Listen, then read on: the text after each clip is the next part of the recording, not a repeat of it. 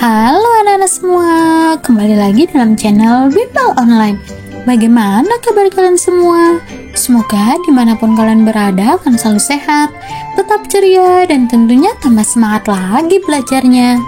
Nah anak-anak, sebelum kita lanjut ke video pembelajaran kita kali ini, jangan lupa di subscribe dulu ya, agar anak-anak tidak ketinggalan akan video-video terbaru dari channel Bimbel Online. Anak-anak semua, di video pembelajaran kita kali ini, kita akan sama-sama membahas dan mempelajari mata pelajaran Bahasa Indonesia untuk kelas 6 kurikulum Merdeka. Kita akan sama-sama belajar di bab 7, Aku Bisa Berempati, di bagian kalimat majemuk bertingkat dan menulis resensi buku. Nah, anak-anak semua, pembahasan kita kali ini ada di halaman 190 sampai dengan 194 di buku kalian. Nah, sekarang apakah Nana sudah siap? Kalau sudah siap, kita langsung saja mulai pembahasannya. Perhatikan baik-baik ya. Nah, adapun tujuan pembelajaran kali ini yaitu anak-anak diharapkan mampu membuat kalimat majemuk bertingkat dengan menggunakan kata hubung yang tepat. Untuk itu, mari kita mulai. Di bagian yang pertama adalah kalimat majemuk bertingkat. Nah, apakah kalian masih ingat kalimat majemuk bertingkat yang telah kita bahas di kelas 5? Nah, anak-anak bisa lihat di playlist di daftar kelas 5 ya, Bahasa Indonesia. Nanti kalian review ulang. Kalimat majemuk bertingkat adalah gabungan dari dua klausa yang kedudukannya tidak setara. Satu menjadi induk kalimat dan lainnya menjadi anak kalimat. Nah, induk kalimat adalah inti kalimatnya, sedangkan anak kalimat berfungsi sebagai penjelas. Nah, Nana, sampai sini paham ya arti dari kalimat majemuk bertingkat. Kak, apa sih bedanya? Nah, kalimat majemuk bertingkat dibedakan jenisnya berdasarkan kata hubung yang digunakan. Jenis yang pertama adalah kata hubungan waktu. Kata hubung yaitu hubungan waktu ada kata sejak, ketika, sebelum, sesudah, manakala. Contohnya, Muti merasa bahagia sejak pindah ke kota pesisir. Nah, ini merupakan kalimat majemuk bertingkat hubungan waktu. Jenis yang kedua adalah hubungan tujuan. Kata hubungnya menggunakan agar atau supaya. Contohnya, Roni belajar bahasa isyarat supaya bisa berkomunikasi dengan teman tuli. Nah, ini merupakan jenis yang kedua, kalimat majemuk bertingkat hubungan tujuan.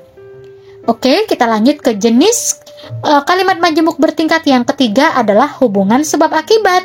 Kata hubungnya yaitu menggunakan kata sehingga, oleh karena itu. Contohnya, Salma belajar dengan tekun sehingga bisa mengerjakan ujian dengan baik. Ini yaitu hubungan sebab akibat. Nomor 4, hubungan perbandingan. Kata hubungnya menggunakan daripada, ibarat, seperti, laksana, bagaikan. Contohnya, Lani dan kakaknya sangat mirip bagaikan pinang dibelah dua. Yang kelima, ada hubungan pertentangan. Kata hubungnya yaitu ada kata padahal, faktanya maupun kenyataannya. Contohnya bagaimana? Contohnya, Frida berusaha tidak menangis padahal dia sangat sedih. Nah, ini adalah kalimat majemuk bertingkat jenis hubungan pertentangan. Yang keenam adalah kalimat majemuk bertingkat jenis hubungan syarat. Kata hubungnya menggunakan kata jika, apabila, seandainya, maupun bisa juga asalkan. Contohnya, Saki tidak akan terlambat masuk sekolah seandainya bangun lebih pagi. Nah, inilah jenis-jenis dari kalimat majemuk bertingkat berdasarkan hubungannya. Nah, setelah kalian memahami arti dan jenis-jenis dari kalimat majemuk bertingkat, sekarang yuk kita ke latihan. Buatlah 6 kalimat majemuk bertingkat dengan kata hubung tersebut. Gunakan tabel berikut ini. Nah, di sini kakak akan bantu kalian ya. Di sini ada jenis-jenis dari kalimat majemuk bertingkat. Kemudian contoh kalimatnya. Kita mulai dari jenis yang pertama yaitu hubungan waktu. Contoh kalimatnya, Frida merasa tenang setelah memahami kejadian yang terjadi pada dirinya. Jenis yang kedua, hubungan tujuan. Contoh kalimatnya, Rido semangat mempelajari huruf Braille supaya bisa mendapatkan banyak pengetahuan. Jenis berikutnya adalah hubungan sebab akibat. Contoh kalimatnya, Hanafi meminta maaf kepada Frida karena ia merasa bersalah. Jenis selanjutnya adalah hubungan perbandingan. Contoh kalimatnya, daripada menghabiskan waktu bermain dengan telepon genggamnya, Muti lebih suka membaca buku fiksi. Lanjut, jenis berikutnya ada hubungan pertentangan.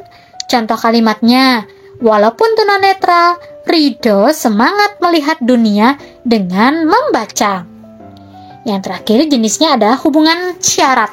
Contoh kalimatnya, kita juga dapat memahami bahasa isyarat bila telah mempelajarinya. Nah, kita sudah berhasil anak-anak membuat contoh-contoh kalimat dari jenis-jenis kalimat majemuk bertingkat. Semoga membantu kalian ya, atau kalian mau buat contoh-contoh kalimat lainnya boleh. Yuk kita lanjut ke menulis resensi buku. Resensi buku adalah tulisan yang mengulas sebuah buku. Tujuan resensi buku adalah untuk memberikan informasi kepada calon pembaca, memberi pujian atau kritik pada sebuah buku. Nah, dengan demikian pembaca mendapatkan informasi apakah sebuah buku layak dibaca. Adapun unsur-unsur resensi buku, yang pertama pasti ada judul resensi. Yang kedua data buku meliputi judul buku, pengarang, penerbit, tahun terbit dan cetakan yang keberapa, jumlah halaman, dan harga buku. Unsur yang ketiga ada pembukaan, yang keempat sinopsis singkat buku, penilaian maupun keunggulan dan kelemahan buku, dan unsur yang keenam ada penutup, yaitu kesimpulan dan atau rekomendasi. Nah, contohnya seperti ini anak-anak, contoh resensi buku.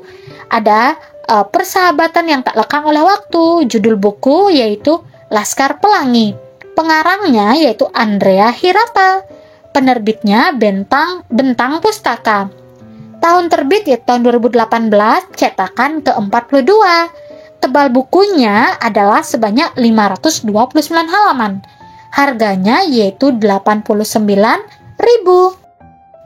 Nah, buku Laskar Pelangi karya pertama Andrea Hirata yang sudah diterjemahkan ke berbagai bahasa dan meraih banyak sekali penghargaan. Dari buku ini, Andrea juga berhasil mengenalkan keindahan tanah kelahirannya yang membuat pembaca buku Laskar Pelangi ini ingin berkunjung ke Pulau Belitung.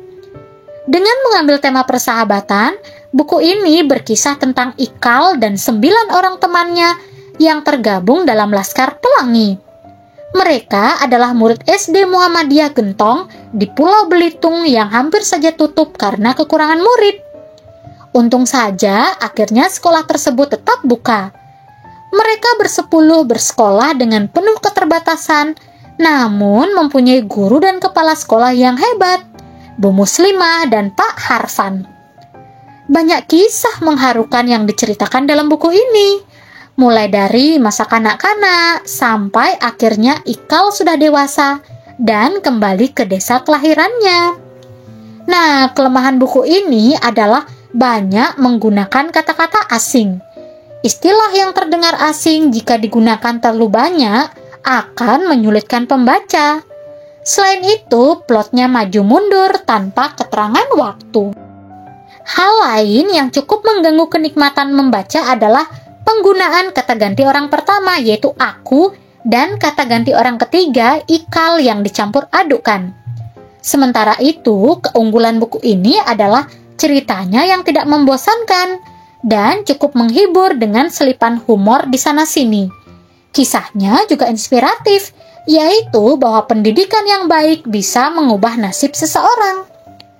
Buku Laskar Pelangi ini bagus untuk dibaca para pelajar yang ingin membaca buku yang menghibur sekaligus memotivasi untuk sukses dalam pendidikan.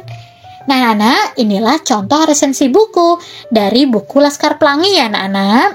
Nah, nanti kalian bisa membuat resensi buku lainnya dari buku yang kalian baca selanjutnya. Nah, kita lanjut di bagian refleksi diri ini, kalian sesuaikan dengan pemahaman kalian di bab ini. Nah, pembahasan kita sampai sini dulu anak-anak. Semoga dengan pembahasan ini anak-anak lebih memahami lagi di materi ini, khususnya kalimat majemuk bertingkat dan resensi buku. Anak-anak semua, jika video ini bermanfaat untuk kalian, jangan lupa di like, komen, subscribe, dan share juga ke teman-teman kalian. Thanks for watching, see you next time, bye-bye. Jangan lupa lihat pelajaran lainnya di daftar playlist ya. Di sana sudah lengkap, kakak buatkan materinya, mata pelajarannya sesuai dengan kelas kalian masing-masing. Oke anak-anak, thanks for watching, see you next time, bye-bye.